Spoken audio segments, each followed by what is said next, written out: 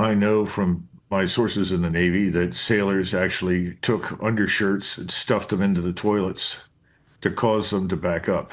Yep. What? I know that So that's crews true. very, very unhappy with being at sea now for what, 10 months? And before this is over, it will have been a year. They went to sue to They were in Venezuela before, and now they're getting sent to fight against Iran. logistics in the region is very problematic right now.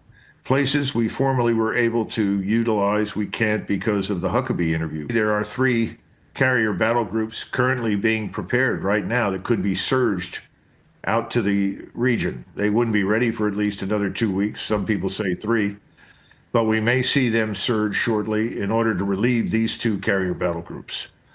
This is tough, you know. I want to take a look at this clip with all of you. This is John Kiriakou and Colonel Douglas Macgregor, and they're on Redacted with Clayton and Natalie Morris. What's so interesting here is they talk about the culpability of the U.S. media in pushing for war against Iran. I mean, this is the importance of shows like ours, Jimmy Dore, Candace, the Duran, George Galloway, Brian Berletic, and so many others that are calling this out because, you know, Tucker is the only quote unquote mainstream voice, I guess Megyn Kelly is as well, who are vehemently opposed to war on Iran. And they are few and far between. But even with just those 2 people, they are freaking out. They are so dangerous to the establishment narrative. And anyways, one of the most interesting stories that they talked about in this clip, you'll hear in a moment, is the possible mutiny on board the USS Gerald R. Ford. I don't know. Are we making too much of this? I mean, according to the technicians and engineers on board the USS Gerald R. Ford, they said that sailors were shoving down whatever they could find into those toilets to try and disrupt the sewage system. The fact that Donald Trump really has done literally nothing to swing public opinion in support of an attack on Iran. And I just don't understand the policy. I don't understand why you would even have conversations where people could be quoted as having said, we've made a decision to attack Iran. How is that in the American national interest? It doesn't make any sense to me. It's not. Yeah. I want to ask Colonel. Oh, go ahead, Colonel. I was just going to say that don't overlook the people that elected Donald Trump to the White House. And when I say elect, I say it tongue in cheek. Who are the billionaires that spent the money? Right. And one of the things that's very striking to me in 2024 is that someone like Zuckerberg, who put a $250+ million into absentee ballots in major cities across the country and bringing in people to vote and register their votes. What did he do in 2024? That's what he did in 2020. In 2024, that didn't happen. It was called off. Now, why was it called off? Because I think the other billionaires that had historically opposed Trump had sat down with President Trump and made it clear, look, we'll make sure you get into the White House. We'll put you there. We'll support you. But you've got to do some things for us. This time around, you're going to have to deal with Iran. Remember back in June of 2019, we came very close to a war with Iran. Right. Trump ultimately walked away. They said, we're not going to allow that to happen again.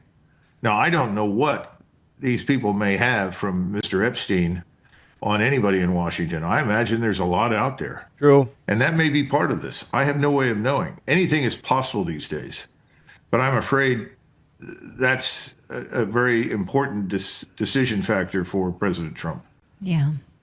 I want to ask about these reports that are sort of viral right now about clogged toilets on the USS General Ford that the...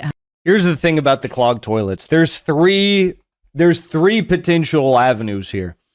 Number one, the toilets are actually just like, they're actually just like falling apart because all of our infrastructure falls apart. So why not our warships as well?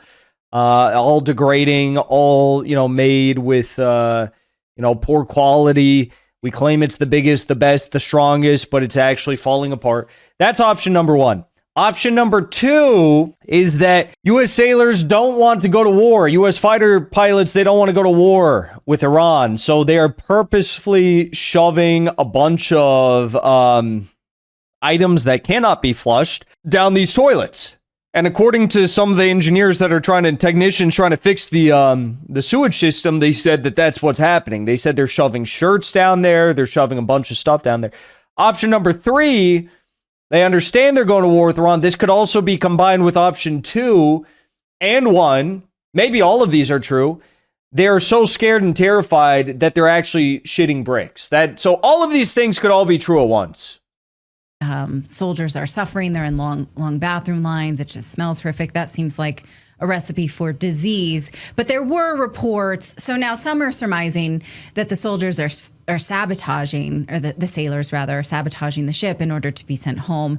But there were reports of this ship having plumbing issues since as far back as 2022. So we can either chalk it up to low military morale or aging infrastructure. Now, Colonel, neither of those show confidence or readiness for a major global conflict. What do you know about that? I know from my sources in the Navy that sailors actually took undershirts and stuffed them into the toilets to cause them to back up. Yep. What? I know that So that's crews true. very, very unhappy with being at sea now for 10 months. And before this is over, it will have been a year. They went to Sudan. They were in Venezuela before, and now they're getting sent to fight against Iran, of course. And now they have a real possibility of getting sunk. Of course, they're not going to be happy. Bay. I think they tried to address some of this, and now they've pulled out of Suda Bay after 48 hours or a little more than that to repair things. But you're talking about something else that's hugely important. I don't want to go into great detail, but logistics in the region is very problematic right now. Places we formerly were able to utilize, we can't because of the Huckabee interview, frankly. That particular revelation has turned almost everybody against us in the region. So the Navy is now looking as far away as India and ports there that they can go to as required. There are limited quantities of missiles and ammunition, and at some point you have to break away, you have to go reload everything. And then finally, a lot of these ships have been at sea for long periods of time and need a lot of retrofitting. Now, supposedly there are 3 carrier battle groups currently being prepared right now that could be surged out to the region. They wouldn't be ready for at least another 2 weeks. Some people say 3, but we may see them surge shortly in order to relieve these 2 carrier battle groups. This is tough. People think, well, these ships just go to sea, but they have to be replenished. The people have to eat. You have to have repair parts. You have to make things work that are no longer working after months of use. So there are a lot of problems with this. This is not an easy task. We all forget Iran is a continental power. We are not. We're a maritime aerospace power. We have to fly or sail everything in. Now, one quick correction. I do know that the RAF has sent their F-22s to the region to fly with us, along with their aerial refueling assets. But everybody else, as John says, has said no thanks. Very interesting. So our allies, who we thought were our allies, or our puppets, our vassals, we should say, we should be very specific, are abandoning us. Turns out that a lot of people don't feel too comfortable with the idea that their grip on power in certain countries in the Middle East, certain Arab states, will be all too secure if they allow the U.S. to launch this war on Iran, which is going to be deeply unpopular for the entire world. All these Arab states are going to sympathize with the Iranians, the people there. And all of this is being done for the simple reason that Mike Huckabee, U.S. ambassador to Israel, said in his interview with Tucker Carlson. I mean, Tucker Carlson has said multiple times that he is making efforts to try and stop Trump from launching this war. He may have just done it by way of that interview with Mike Huckabee, because in doing that interview, Mike Huckabee exposed himself, really exposed U.S. foreign policy. And it's not that anyone didn't know that, but he said the quiet part out loud. He said the simple truth out loud that, if Israel took over all these countries that we claim are our allies right now, I'd be okay with that. I think that'd be good. I think that's what the Bible tells us. So Who knows? I mean, personally, honestly, I do believe that the war is going to happen 100%. You know, everyone before there's a war, everyone's like, oh, they love to like talk about the problems in the U.S. military and the degrading assets and the problems with this, that, and the third, and the fighter jets are falling into the ocean. It's like, okay, yeah, that's like, but every single time there's that, and they still do the war. So, you know, don't be surprised when it happens just because like you heard these things about like, oh, we're having issues finding a dock. Diego Garcia, the UK doesn't want us to give us the usage of Diego Garcia.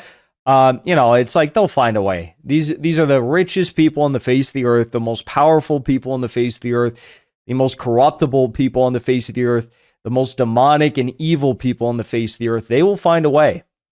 If they found a way to genocide Gaza for going on, 3 years now, if they found a way to kidnap the president, democratically elected president of Venezuela, they found a way to continue these operations against Yemen, despite the fact that they're getting, their asses handed to them, effectively. Even Trump admitted the bravery and courage and the strength of the Yemeni Ansar Allah troops. I mean, who's to say that they're not also stupid enough to do this? I say they are. I say they're deranged enough, they're stupid enough, and they will do it.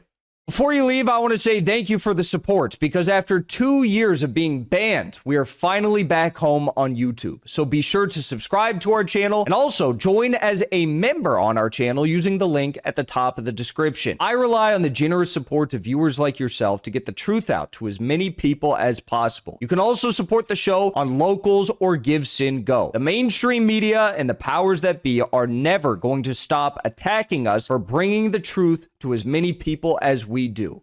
Thank you so much for your support.